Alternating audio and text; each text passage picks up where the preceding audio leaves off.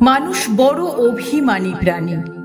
সে চায় তার মন খারাপ হলে প্রিয় মানুষটাকে না বললেও সে বুঝে ফেলুক। ফোন করে খানিক ম্লান গলায় হ্যালো বলতেই ওপারের মানুষটা বলুক, তোমার মন খারাপ?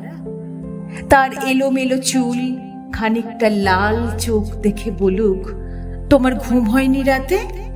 দুঃস্বপ্ন দেখেছ? টেনশন করছো কিছু নিয়ে? সে চায় মানুষটা বুঝুক কখন শক্ত করে বুকের সাথে চেপে ধরতে হয়, চোখের সামনে আলতো করে হাত ছুঁয়ে বন্ধ করে দিতে হয় চোখের পাতা।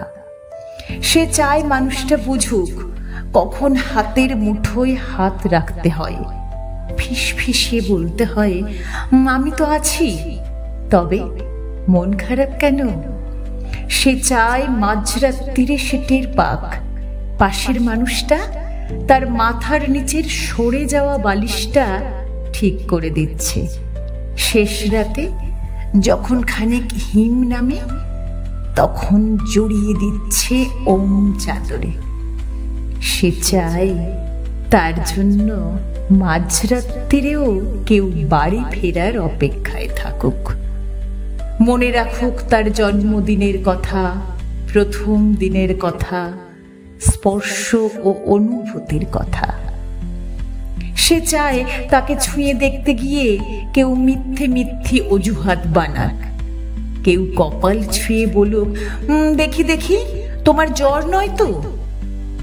অভিমানে দূরে সরে যেতে চাইতেই কেউ বলুক, খানিক ভুল করেছি বলেই দূরে সরে যেতে হবে? তবে এই যে এত ভালোবাসি, তাতে আরো কাছে আসা যায় না? আরো আরো কাছে, অনেক অনেক কাছে। মানুষ বড় অভিমানী প্রাণী।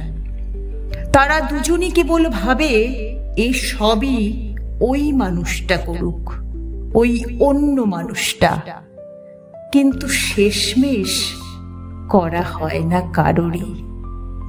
তাই কাছে আসার রঙিন দিনেরা ক্রমাগত দূরে যাওয়ার ধূসর বিবর্ণ গল্প হয়। মানুষ বড্ড অভিমানী প্রাণী। অভিমানে সে ক্রমশই দূরে চলে যায় আর বুকে পুষে রাখে এক সমুদ্র